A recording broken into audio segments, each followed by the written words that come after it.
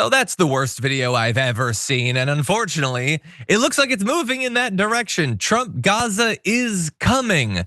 I mean, not in the way that you see it in that video where presumably there are still some Palestinians there. See, one of the core components of Trump Gaza is that Palestinians are gonna have no part in its future. We talked last week about this document that was detailing next steps in what's gonna happen there. And it's terrible. Now the details are starting to leak out and it's absolutely devastating. It's a plan, a PowerPoint plan for ethnic cleansing is all that it is. It's gonna use mass displacement. So they're gonna use financial incentives or force, depending on how it goes, to get the Palestinians out of there. Smart cities powered by artificial intelligence. And you're probably wondering, what does that mean? And I don't know, and I guarantee the people who wrote the document also have no idea. You just have to say in anything you announce in 2025, AI is gonna be powering it. The US will have trusteeship over the Gaza Strip for a decade under this new plan. There's going to be voluntary relocation of Gaza's population in exchange for cryptocurrency. Just in case you thought this wasn't gonna be insulting to your intelligence and offensive to international norms of human rights. There's gonna be the smart cities and a manufacturing hub named after Elon Musk. Why? I have no idea. So basically, they're gonna move the Gaza population out and turn the strip into a resort/tech hub.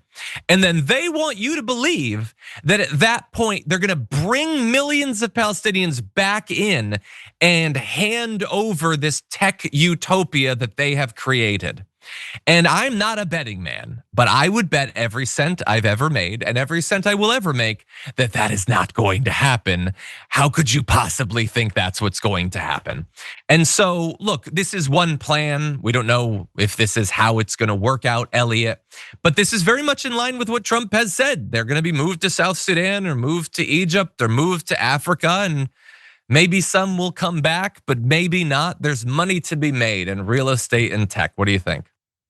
It's like they're trolling the rest of the world a little bit. And also, I mean, this side of the political spectrum just loves AI art so much that I am wondering sometimes if it's more about just showing people what they put into a prompt than it is about their actual plans, which sound essentially like Mad Libs, a building named after Elon Musk. The idea that you are going to forcefully displace people who have already had their lives and livelihoods absolutely decimated and destroyed, and you're going to, in exchange, give them digital tokens, sounds like something a 12-year-old middle schooler came up with, and it blows my mind. Like, I cannot imagine, like, no wonder. I mean, we deserve everything we get because these people have already been through hell, and all we're doing now is going like, well, actually, we're going to use AI for it. It's like, what are you doing here? And the idea too that they're going to have people come back in. Why is it named after Elon Musk? Also, can we go back? I thought they were fighting. I hope they go back to fighting. That's all.